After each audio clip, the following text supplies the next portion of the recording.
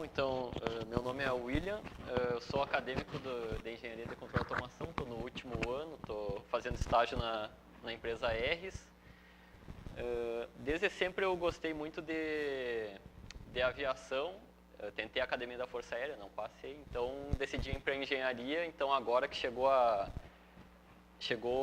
uma oportunidade de trabalhar com aviação, então eu juntei todo esse desejo, essa vontade de trabalhar e agora então estamos desenvolvendo bastante sistemas bem legais para aviação experimental. Eu fiz intercâmbio em Toronto, no Canadá. Lá eu participei foi meu primeiro contato com a aeronáutica, foi com um grupo parecido com o Cyro Design, mas voltado para drones. Lá a gente montou um drone todo em fibra de carbono para reconhecimento aéreo e participou de uma competição nos Estados Unidos, que é essa competição que eu apresentei num outro seminário, que eu até incentivo o pessoal da aeroespacial a procurar e no futuro fazer uma equipe da UFSM e ir lá, porque não tem nenhuma equipe brasileira lá. Tá. Então agora, quando eu comecei na Aeres, eu nunca, por mais que eu gostasse, como é que os detalhes e como é que é a construção dos sistemas de um avião. Por onde começar, né? Então, o início foi pegando o sistema do avião que foi montado, o primeiro ali, e aprender o básico.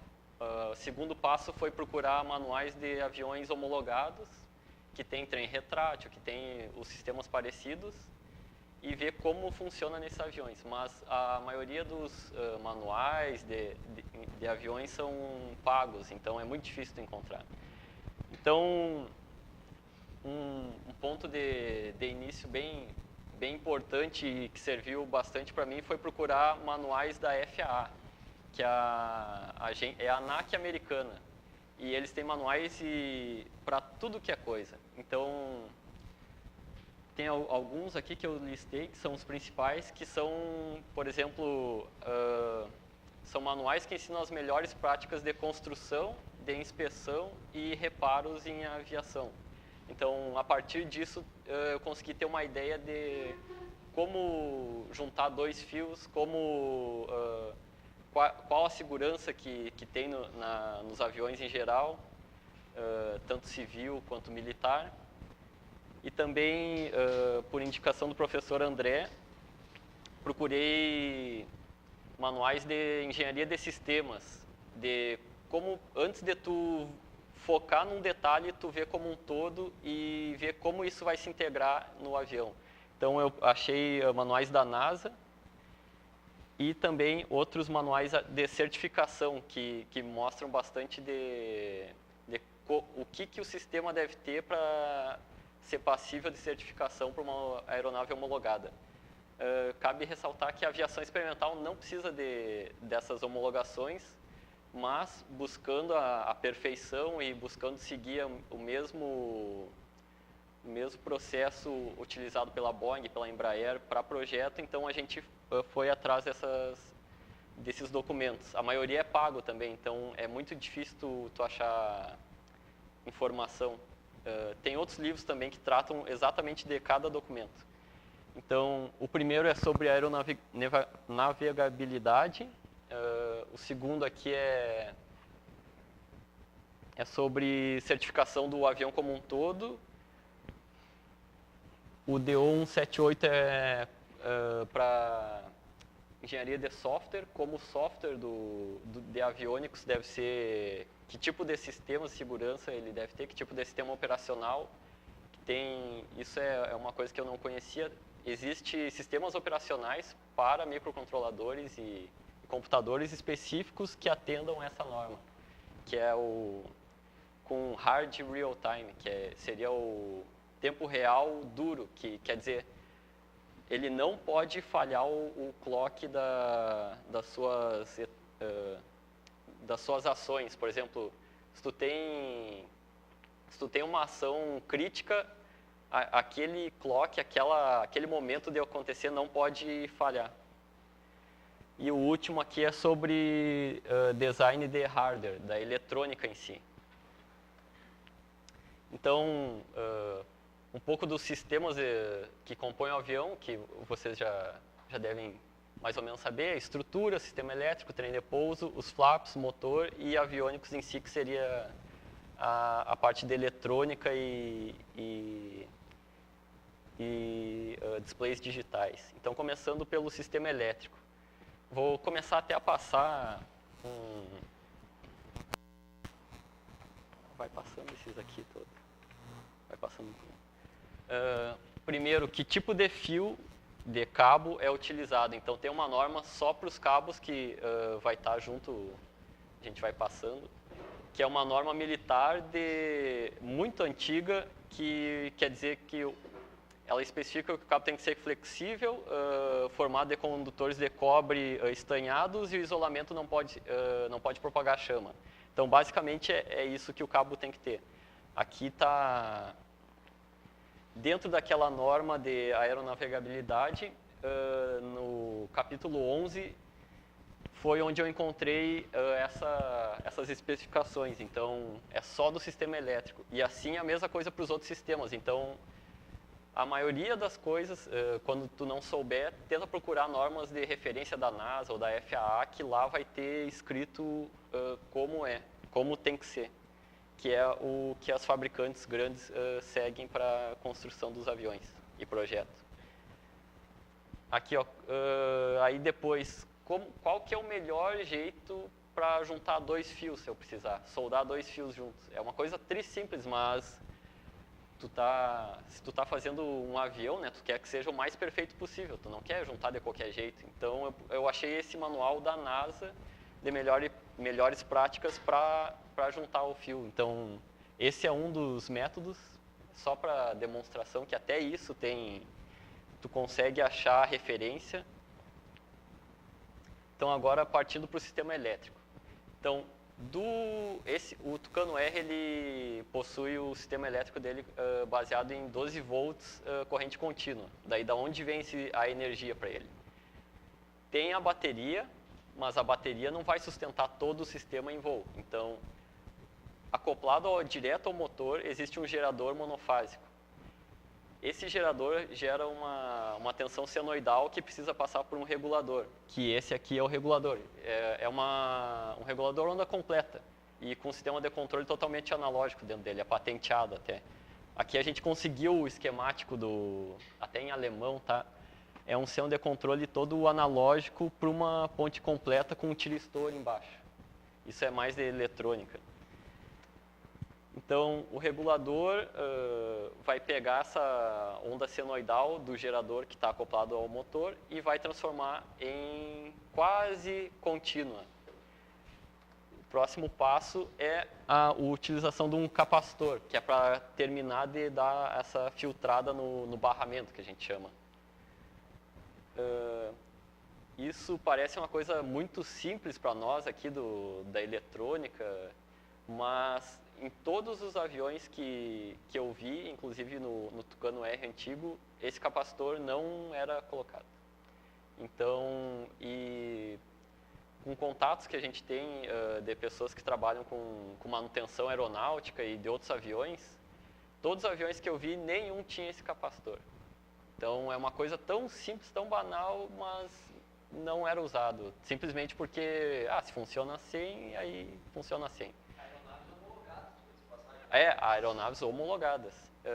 E daí, no fim, acabava queimando um GPS que custa $10 mil e o pessoal, por que será? Deve ser pico, porque isso não tinha o capacitor para filtrar. E o capacitor está lá na norma de instalação do motor.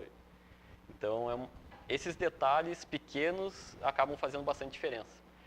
Aqui está a bateria que é usada, que é mesmo de no break. Aqui está é como se fosse o fusível do avião, é o circuit breaker, a gente chama. Diferente do fusível, que quando queima tu tem que substituir. Imagina, se queimou no ar, como é que tu vai substituir, né? Não dá. Então, esse tipo de circuit breaker, ele sai para fora e fica aparecendo uma cor branca em cima, que tu viu que ele desarmou. É como se fosse um disjuntor. Não é norma, mas usualmente o piloto deve tentar mais uma vez empurrar ele para armar de novo. Se ele saltar de novo, daí tu para, porque realmente tem algo errado e não foi só sobre aquecimento. Então aqui, para dar partida no motor e para controlar toda a energia que vai para os sistemas do avião. Existem relés, mas não é um relé normal igual de carro. O relé de carro também aguenta bastante corrente, perto de 40 amperes, mas esses aqui operam perto de 100 amperes.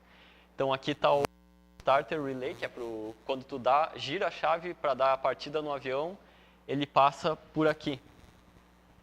Então ele é de uso só intermitente. Tu não pode ficar um tempão com ele acionado porque ele vai sobreaquecer, ele não foi feito para isso, ele vai estragar.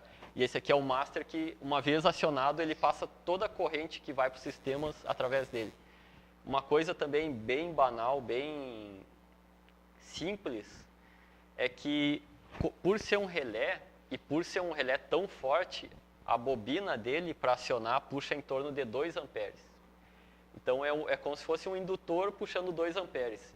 Quando tu gira a chave e para, vai dar uma faísca bem grande, porque aqueles 2 amperes não tem o caminho. Por ser um indutor, tu não consegue variar a corrente rapidamente. Isso é de eletrônica, quem não.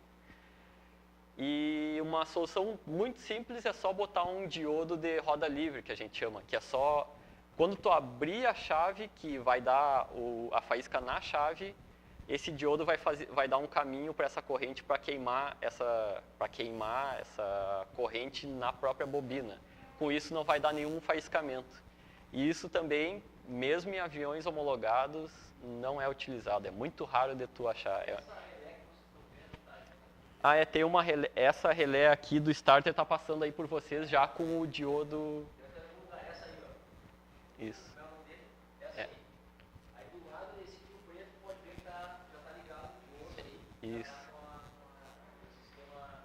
Isso, e esse fio branco ali é o fio aeronáutico, que é da norma.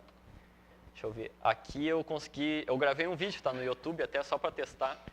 Aqui não sei se vai dar se vocês vão conseguir ver, mas quando aqui tu encosta o 12 volts no comando da bobina, quando tu tira dá uma faísca bem grande, bem considerável. Isso diminui bastante a vida útil dos contatos internos e até das chaves. E esse diodo não era utilizado, então uma coisa bem simples que não era utilizada. Passando um pouco para o trem de pouso, o sistema de trem de pouso é todo hidráulico. Então aqui está um zoom do painel, tem 3 luzes para indicar o trem de pouso e 3 luzes para o trem de pouso recolhido, e a chave ela tem um bloqueio no meio que tu não consegue passar ela direto, tu tem que puxar ela para trás para conseguir passar. Outra coisa banal e até dá uma tristeza de falar, essa chave custa $90 e não tem no Brasil. Só de ter a trava no meio não tem no Brasil. Ontem mesmo, semana passada, eu entrei em contato com a Margirius, que é a maior fabricante de chaves aqui do Brasil, e falei, a gente importa essa chave, a gente quer comprar, será que vocês não conseguem fazer um projeto desse? Daí o cara me ligou, qual que é a demanda? A demanda é baixíssima, vai 1, 2 no avião, a gente faz 3 aviões, vamos dizer, num ano, então, daí ele, por ser um projeto novo, por ser muito específico, a gente não tem como fazer o projeto. Então, vamos ter que continuar importando, e só porque tem o bloqueio ali, e tem que importar, não adianta, não tem... Aí, os sensores de fim de curso, que quando o trem recolhe, o sensor de fim de curso é mecânico. É ele que dá o contato para acender a luz e desligar a bomba que toca o óleo hidráulico. Outra coisa banal também que, revisando o projeto, a gente achou, esse fim de curso veio da Itália, custa €30. E daí, olhando o grau de proteção, perguntando para a oficina de aviões homologados, né, vocês têm problema com esse micro switch aqui, né? Daí, geralmente a gente dá banho de gasolina depois no avião para ficar bem limpo e às vezes para de funcionar. Daí tu vai olhar o grau de proteção dela, que tem o grau de proteção de máquinas elétricas. Essa aqui é IP54, quer dizer que se pegar o jato d'água direto, ela parou. Então, até isso não era otimizado. agora está passando, está passando um sensor que é o que a gente está modificando, que é um sensor de proximidade indutivo, que ele tem o grau de proteção IP67. Então, imagina, geralmente avião experimental sempre opera em pista de terra, pode operar no barro. Antes, se pegasse um barro aqui, trancasse esse contato, não tinha o que fazer. Agora, com o sensor indutivo, mesmo com barro na frente dele, ele opera normalmente, porque o processo que ele detecta é diferente. Aqui está mais ou menos um esquemático, então, da chave para baixar o trem de pouso pelos fim de cursos, e os fim de cursos acendem as luzes e dão sinal para desligar a bomba ou ligar. E a mesma coisa para subir o trem de pouso. E aí a gente tem outras duas chaves no caminho que são de segurança. Uma é para caso tu tá voando e tu reduzir toda a potência. Tu tá vindo pro pouso, tu reduz toda a potência, e se tu tá com um trem alto, ele vai tocar um bip, que tu tá te avisando, ó, tu tá reduzindo toda a potência para pousar e tu não baixou o trem. Daí isso é um dos sistemas de segurança. Outro que não tinha antes e a gente implementou agora, daí baseado em aviões homologados, é uma outra chave, por exemplo, quando o avião está no chão, às vezes em feiras, o pessoal entra dentro do avião, mexe ali e tal. Aí vão dizer que o piloto depois vai para sua rotina de checklist ali para decolar, ou para só ligar o avião. Se ele ligar o master e alguém deixou a chave na posição para recolher o trem, antes não tinha indicação nenhuma para o avião de que tu estava no chão. Aí outro sistema também que a gente está pensando é botar um sensor de pressão na linha para recolher o trem. Então, como seria idealmente? O trem normalmente seria aberto, empurrado por molas e travado. E tu só faria força com a bomba para recolher ele. Então, tu sempre ia ter que manter a pressão hidráulica para recolher ele. No caso de vazar toda a pressão hidráulica, as molas automaticamente iam estender e travar o trem. Daí também uma outra coisa que antes não tinha é um botão de teste de luzes, que, por exemplo, já aconteceu de uma dos fins de curso não chegar, uma das rodas não chegar e o motor ficar tocando o óleo hidráulico lá. Antes tu não tinha uma indicação de que o motor estava ligado, então o piloto em voo não ia escutar a bomba funcionando.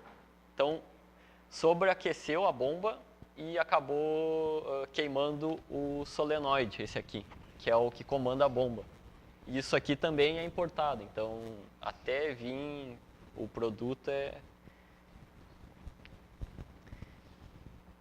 Aqui está o esquemático geral do sistema e tudo foi usado eletrônica analógica, a gente não, por segurança.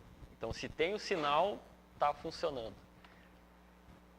Então, agora, pensando para mudar para o sensor indutivo e pensando já nessas outras melhorias, a gente integrou tudo num sistema só, que é essa plaquinha que está passando. Isso seria um módulo de gerenciamento eletrônico, que também vai incluir outros sensores. Essa é a primeira versão dela.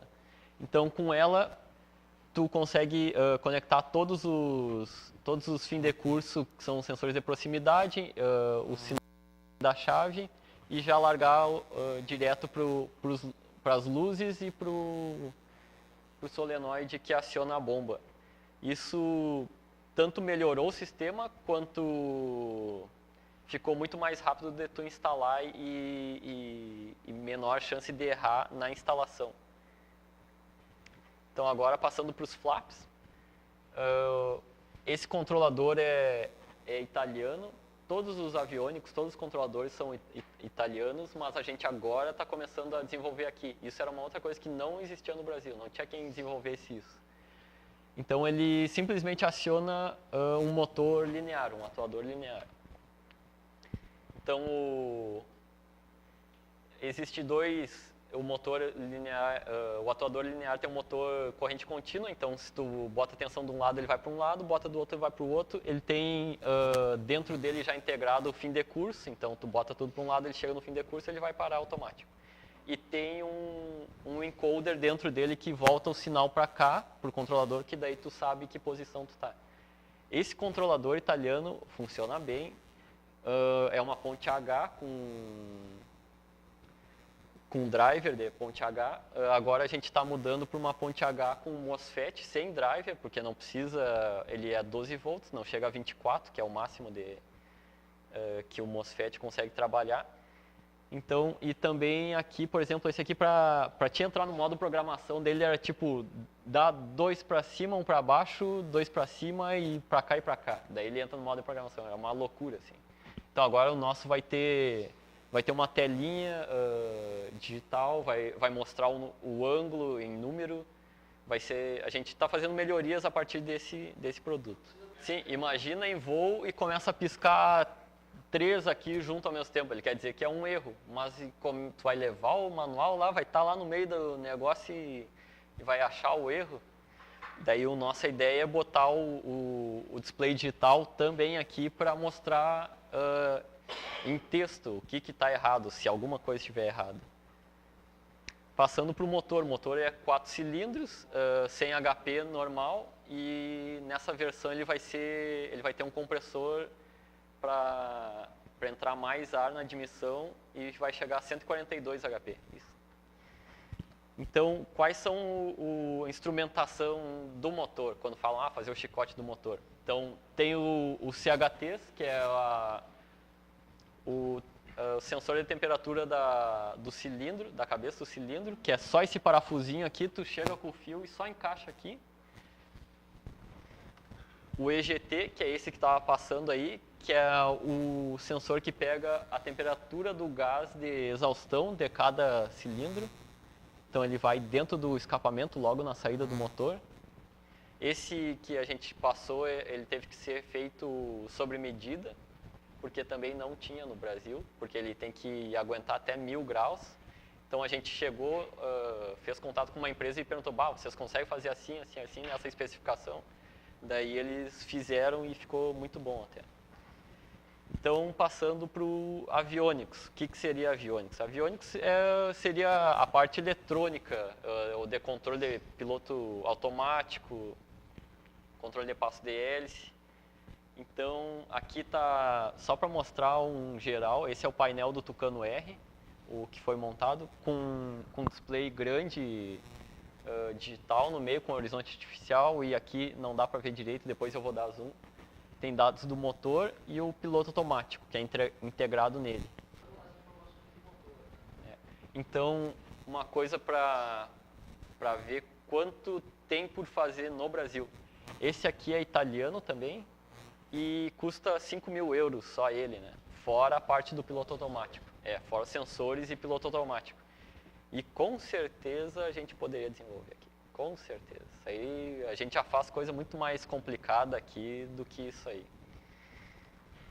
Aqui está do Super Tucano, daí já se vê bem mais telas e sistemas digitais. E inclusive o HUD. Quem sabe um dia a gente chegue a desenvolver um HUD aqui. E aqui o do Grip NG, que vai ser daí é uma tela toda ela junta, mas dizem que ela é separada por camadas para caso queime uma parte ou não. Eu não sei se é muito seguro isso aqui, né? Mas diz que é toda separado por dentro. Mas só para mostrar. E outro, só para dar um exemplo, esse aqui é só um horizonte artificial, ele não tem ligação nenhuma. Tu pode chegar que nem um GPS no carro e grudar assim no vidro. E ele não liga em nada.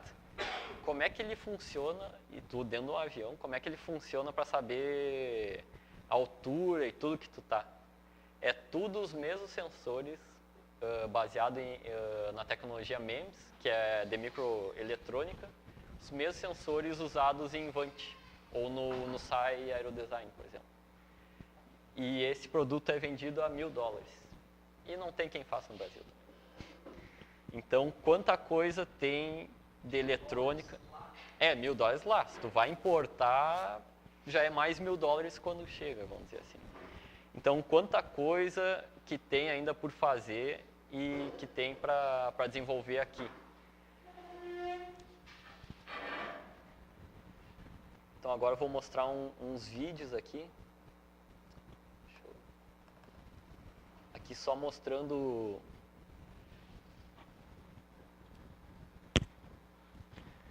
painel do Tucano R. Aqui tem o controlador, aquele de flap. Esse aqui é um controlador de passo de hélice, que até o professor André visitou nós na sexta passada e a gente estava vendo como esse controlador é patenteado. Como é que ele atua? Aí a gente descobriu que é um controle malha aberta, porque tu só bota 12 volts para um lado ou para outro. Tu não tem nenhum retorno de ângulo, tu não tem um encoder, não tem nada. É uma coisa bem louca, assim. Custa 500 euros e é um controle meio malha aberta. É uma coisa muito básica, assim, vamos dizer assim. E é vendido para o mundo inteiro. E funciona. Não dá para dizer que não funciona. Tu seta uma RPM que tu deseja e ele vai atuando no passo de hélice para ajustar essa RPM. Então aqui está o EFIS. Aqui esse do lado é a parte do piloto automático. Uma outra coisa que é comum na aviação experimental, tu testa os ganhos do piloto automático primeiro em solo, para ver se não está muito fora, e depois em voo. Para nós, a engenharia de controle é uma coisa meio bem louca, assim, é que nem tu chutar uns números no MATLAB e ver que deu errado. Isso é feito e é comum na aviação experimental, tu tunar, ajustar os parâmetros de ganho do controlador experimentalmente. Então isso, o professor André e aqui em engenharia de controle, os professores em geral, tem muito mais capacidade para desenvolver uma coisa muito mais avançada do que isso. Então isso pode ser feito também agora ao longo do tempo. E também com o curso de aeroespacial. Aqui tá esse aqui são os circuit breakers que tinha falado, que são os fusíveis. Só para mostrar, esse aqui é o do Tucano R, um para cada sistema. Deixa eu ver se eu tenho aqui, só para mostrar o que de circuit breaker que tem o Super Tucano, olha aqui. Tudo isso é circuit breaker, cada um de um sistema, então bem mais.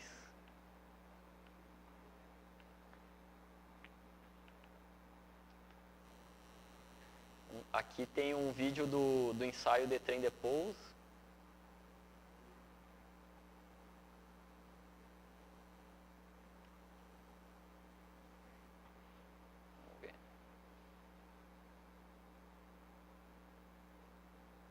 Só mostrando, recolhendo e...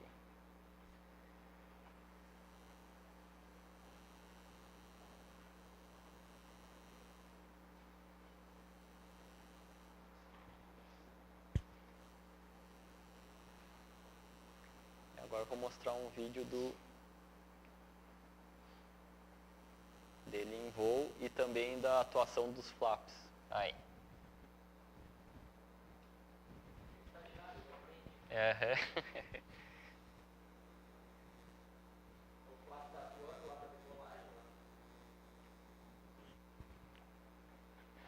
Essa aqui, eu falei para vocês que é a tesoura do trem. Como esse aqui é o trem principal, estava com pouco combustível no piloto, só, sem pagar, sem nada, ela trabalha muito pouco. O ideal é colocar essa chave que eu falei para vocês na tesoura dianteira. E aí tem um balanço melhor e ela trabalha mais.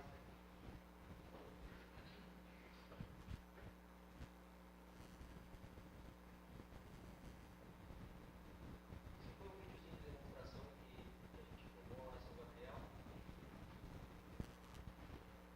A intenção não era mostrar o flat dentro de pouso, mas tem agora o bacana que mostra dois sistemas, né?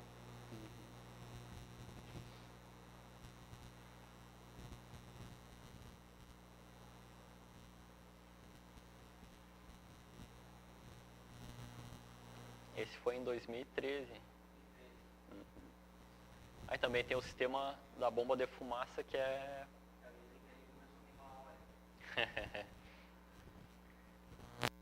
fabricação da Aeris.